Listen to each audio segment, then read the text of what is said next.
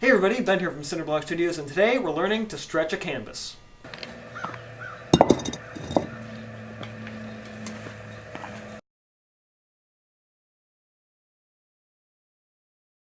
So one of the very early tutorials on this channel is how to stretch your own canvas.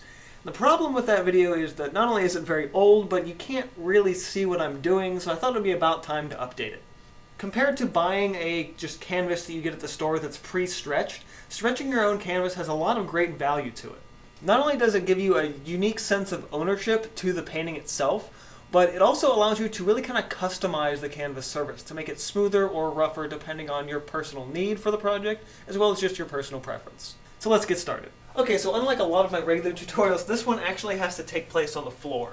I will be flipping the camera in a little bit, but for the time being, you just have to work with this angle and kind of work up a little bit upside down, so I do apologize for that. For this, you're going to need some canvas stretcher bars, which I've already got one here, a fold of canvas, either nice high quality stuff like this, or just some canvas drop cloth, which you can buy at your hardware store. You'll also need scissors, a staple gun, and a hammer. So the canvas stretcher bars, they start, I probably can't get these apart at this point, but you get basically just a little section. In this case, I bought two 12s and two 24s to make a 12 by 24 canvas. And the stretcher bars come in a variety of sizes that start around 7 or 8 inches and go, at least for these thinner stretcher bars, all the way up to I think about 36.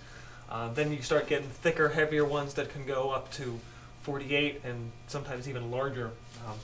But you know, that's all individual preference and everything like that. So when you're stretching a canvas, what you end up doing is basically folding the canvas up and around the back edge.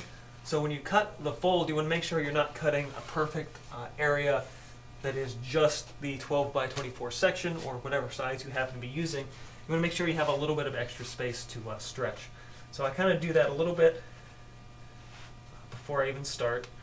And just kind of give it a little bit of a fold to see how much I'm going to need. So in this case, it's going to be roughly about 2.5 inches, maybe a little closer to 3. But it kind of depends, and you can always just trim those sections at the end. So I'm going to come out, and you can measure if you're not real confident at first, but I'm going to come out about that same distance that I see here and here, just on that other side with my scissors, like so. And I'm just going to cut about a, again, 2-3 inch section here, not a lot. Come over here and do the same thing.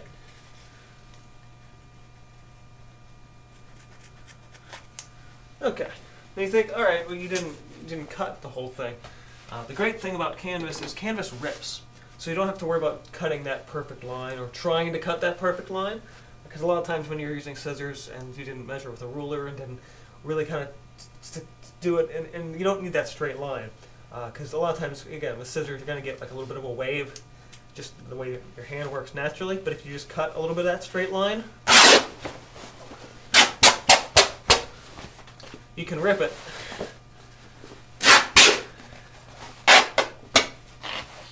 And you don't have to worry about making that a straight line, because the way you cut that before makes that a perfectly straight line. So you don't have to be too concerned with it.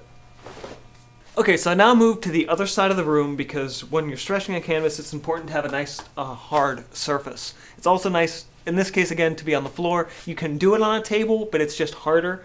So a lot of times I'm just kneeling and working on the floor doing this. So be sure to make sure the surface you are working on, if it's just a basement floor like this, that it is relatively clean and dry, because you don't want to get those impurities in your canvas, especially prior to gessoing.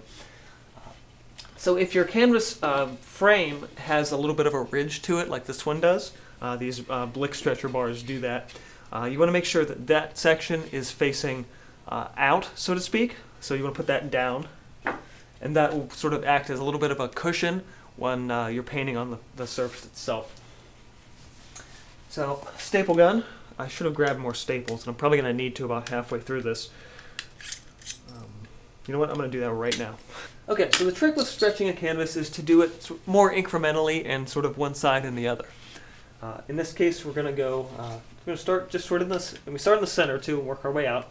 So start in the center and come up. I try to come up a little bit farther to the inner edge to make sure I have a good stretch. and then tap it in. A lot of times the staple itself doesn't go all the way in, that's why you have the hammer. And then you go to the other side and flip it. And the whole point of stretching a canvas, you're not just attaching it, you don't just then fold this, because then it's real loose. You want to make sure you really kind of pull that tight. And they sell special pliers for that, but personally I don't think that's really necessary. And then you're starting to get that center stretch, and then you go to the sides.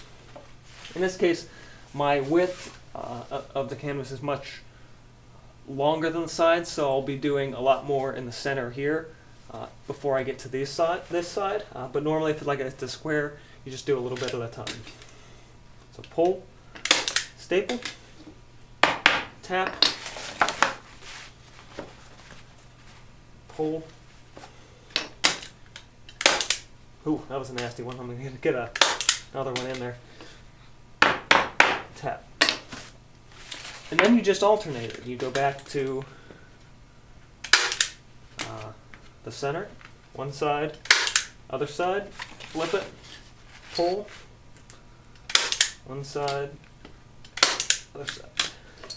And I'm just going to throw this into time lapse because you don't need to watch me do every single staple. But the method's just about the same. I'm going to wait until I get to about here before I start stapling more on this edge.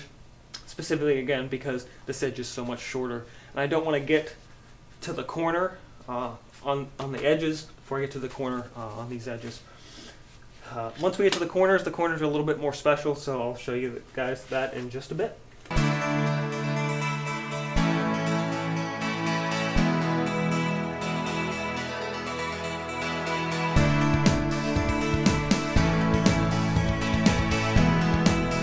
Okay, so now we're about up to the corners. There's a couple of different ways to fold corners. The one I know is actually the somewhat less effective method, and that's the one actually I'll be showing you today. There is a way to sort of fold down the center of the corner. Sometimes you add a little bit of a cut. I think it's like you square it off, and then you can kind of just fold it in. I don't know that method. That's not the method that was taught to me. I've unstretched canvases, and I've kind of seen how it's done, but I've never been able to figure out how to do it myself or really put in the time to do it. So what we're going to do for this particular method is just kind of fold it around the corner, which is what I do for any stretch canvas I make myself. That's the method I use. One thing I also should have mentioned too, the staples are about roughly 2 fingers apart in every section, and most of that is just to be sure you don't get any unnecessary wrinkling or buckling in the edge of the canvas itself, because that usually, even with gesso, will not work its way out. So if I'm stretching a canvas, usually I already have a plan in mind for the piece. Usually, not always. This particular 12 by 24 I know is probably going to be a long landscape going this way. So for that reason I want to hide, oops, forgot a couple staples. I want to hide those folds in one of the corners in particular. So in this case, a lot of people are probably going to be looking at the sides and not the top and the bottom, so I'm going to hide the folds on those edges. So you kind of crease that edge, and then it's a very, very tight pull, and then just kind of a quick little fold, like so. And then 1, 2, 3, 4, occasionally a 5th staple, just to really kind of make sure that it's secure. Now that was a little bit close to me. I'll show you the one up here. And again, we're top and bottom, so pull and fold.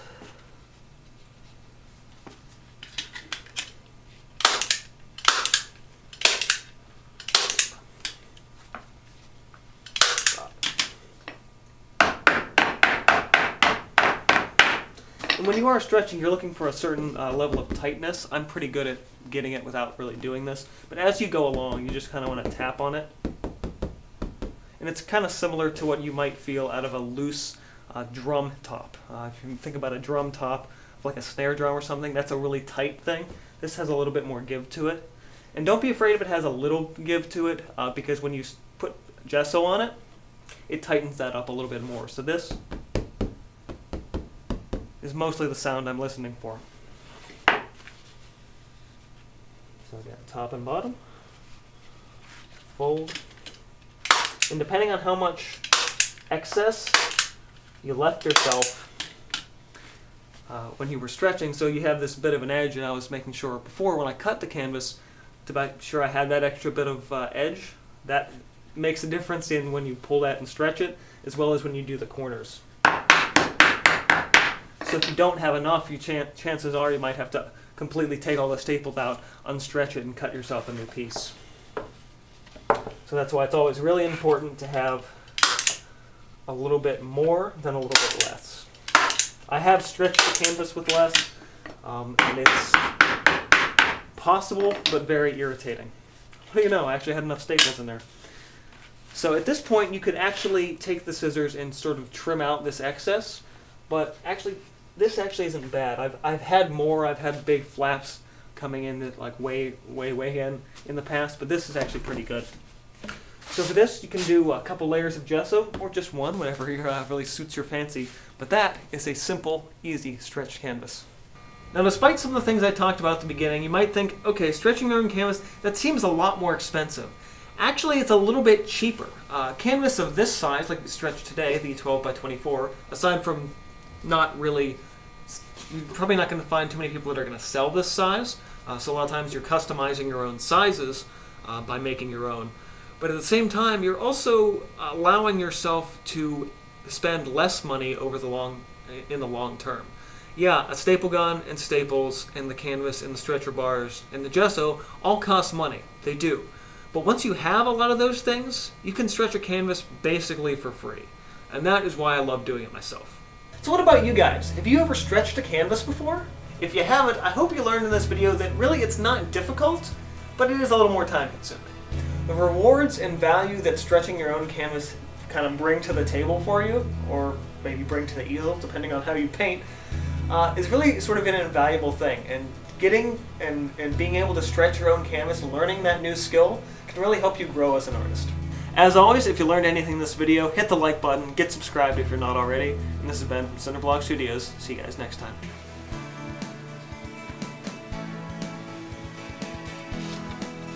I don't think I have too much stuff on my wall. I think I have not enough.